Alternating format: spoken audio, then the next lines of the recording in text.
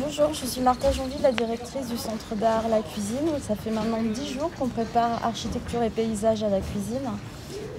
Le cours de l'eau, la cour de l'eau pour rendre habitable la cour de la cuisine. Pour cette occasion, on a invité Construct Lab et on a invité Mathieu Duperex pour faire une programmation. Ça commence lundi, le festival. Il y a plein d'invités qui vont venir arpenter le territoire et poser la question de l'eau, des tensions hydriques sur le territoire. Et voilà, on est super heureux de ce qui se passe avec toute l'équipe de Construct Lab, les nombreux bénévoles qui sont venus de toute l'Europe en fait, pour travailler et nous aider. Et voilà. Bonjour, je suis Rebecca Acosta, chargée des fourneaux à la cuisine, le centre d'art de Négropolis. Ici, donc, on est sur l'atelier cuisine du festival Architecture et paysage à la cuisine. Vous voyez, il y a beaucoup de monde qui s'affaire pour nourrir tous les festivaliers. On est sur du 120 couverts par jour, donc beaucoup de choses à faire. Comment ça se passe? C'est qu'on est bien sûr une équipe de bénévoles et de la cuisine qui sommes ici pour pouvoir cuisiner, mais on est aussi sur 2 rotations du matin et de l'après-midi où les workshoppers vont venir pour pouvoir participer eux aussi à la mise en place et à la production des repas.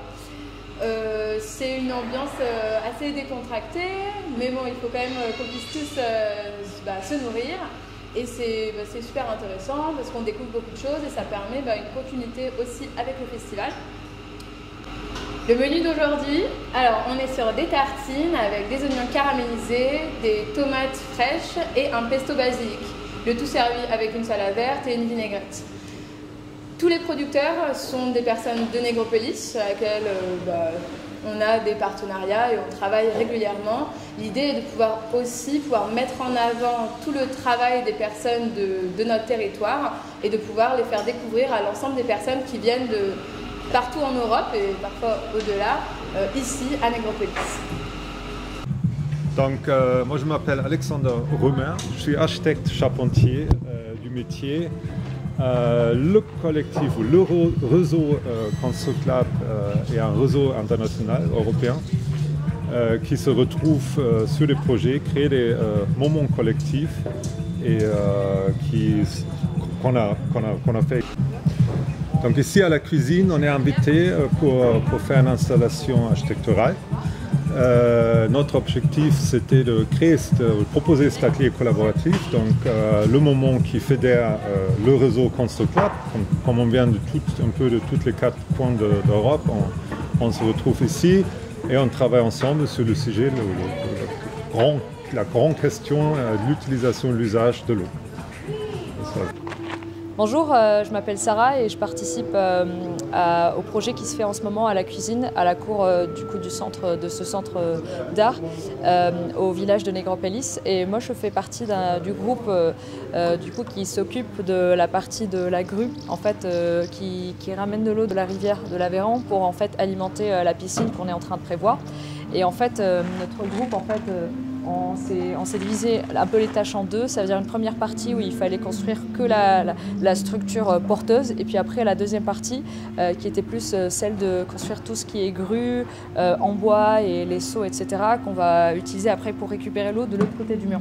Et en fait, effectivement c'est un projet où on était sur des dessins techniques etc. avant de passer à la réalisation, mais c'est aussi un projet qu'on a pensé avec un imaginaire autour et qui a commencé par déjà la première chose auquel on a pensé au début quand on a fait l'état des lieux, c'est se dire en fait ça ressemble à un mur d'un château, mais en fait ça peut ressembler à un mur de siège aussi sur lequel on peut plaquer on plaque généralement au Moyen-Âge les structures de siège quand il y avait des guerres, etc. Et du coup on a commencé à faire des recherches dans ce sens-là pour voir un peu les structures et tout, et c'est comme ça qu'on a conçu en fait la grue, selon une construction de siège en fait médiévale. Voilà. Pour la tour, en fait, ce qu'on a essayé de faire, c'est que pour la grue, il va falloir avoir un seau d'eau pour récupérer l'eau de la rivière. Et en fait, ce qu'on a fait, c'est qu'on a produit nous-mêmes en fait les seaux. Et on a essayé de tester un peu des modèles pour voir, pour un peu perfectionner la méthode. Et la première chose qu'on a commencé à faire, c'est premièrement à faire des planches de bois qu'on coupait à deux, mais aussi qu'on travaillait avec des angles bien précis pour avoir un peu le diamètre qu'on voulait. Et en même temps, on a tenté parfois des méthodes de serrage qui sont différentes et des formes différentes. Et là, on est un peu à ce modèle-là qui tient le plus, et c'est ça qu'on va répliquer. Donc, bienvenue, nous êtes une équipe qui se nomme le Phytofluide, composée de 6 personnes qui se trouvent juste derrière nous, dans cette magnifique tour qui va maintenir le filtre, le réservoir d'eau, ainsi qu'un toboggan de manière à continuer le parcours que mes collègues ont avancé avec la piscine qui va rejoindre sur la structure, ainsi que la grue derrière nous pour acheminer l'eau. Ce système va permettre de traiter les eaux de pluie qui ont été récupérées dans le puits du château, ainsi que tout le système de filtration de la piscine de manière naturelle pour sensibiliser les visiteurs sur l'impact que l'on peut avoir de l'eau, ainsi que notre consommation, et voir en direct tout ce système-là. Le toboggan est conçu de manière hélicoïdale, comme si on suivait le circuit de l'eau jusqu'à arriver au point de satisfaction, de rafraîchissement qui est la piscine au cœur du château. Hello, I am Lucas, and my role here is to be the flying plumber.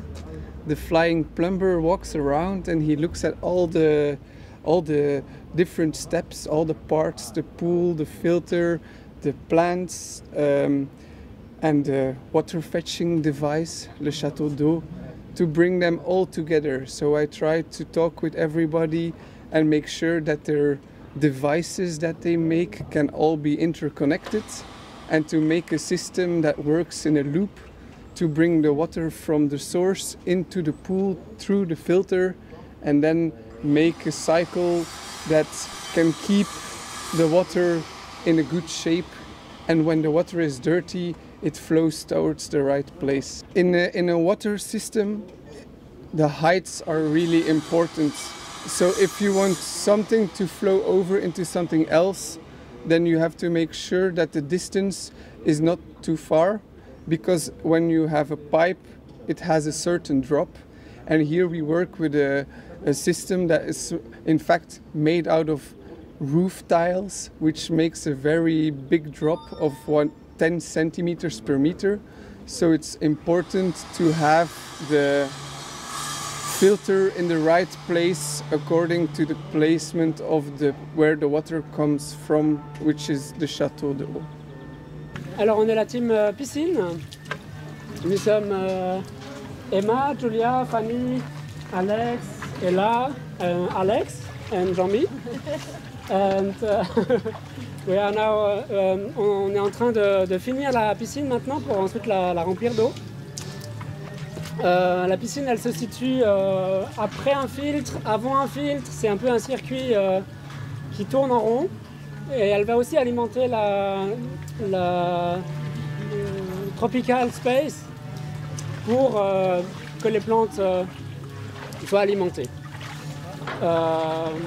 Maybe you want to add something? Yeah, and we created the inside of the pool, but the outside of the pool was also important, so we made a connection between outside and inside.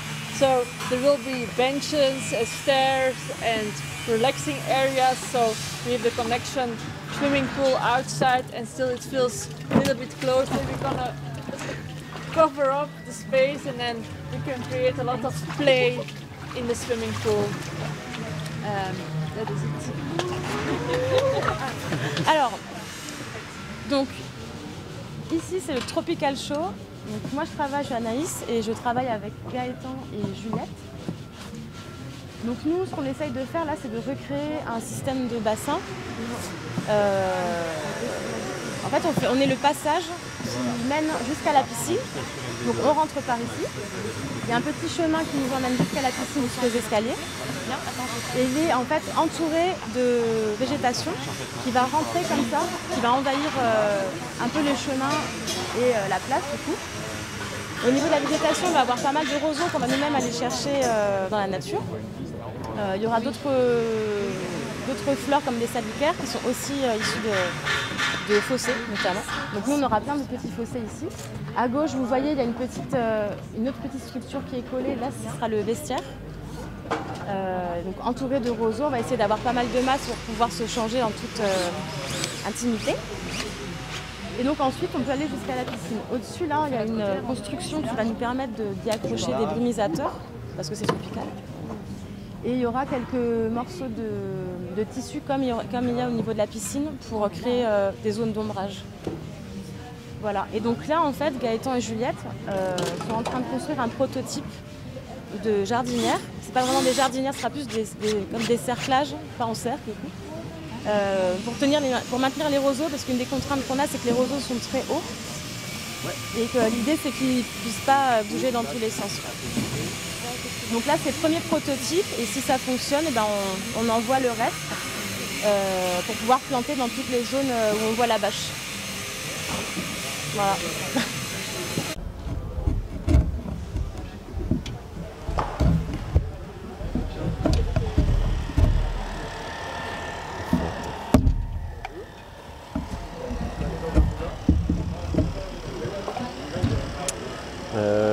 Bonjour, je suis Karl Hallberg. Je viens de Suède pour faire une installation à la cuisine. C'est une installation du bois que j'ai trouvé dans l'Aveyron, qui est apporté par les crues. Et, je trouve que ce bois-là, on le voit souvent comme du débris, comme quelque chose qu'il ne faut pas avoir bloquant notre affaire humaine, quoi. Mais le bois comme ça, quand ça pourrit, ça donne vie à plein d'autres organismes, des insectes, des plantes, des champignons. Et alors, je voudrais un peu amener ça dans la cuisine, dans la cour, et voir, en fait, fabriquer cet obstacle un petit peu, pour que peut-être les gens se sont intéressés des formes et en fait, de la beauté de la matière pourrissante comme ça.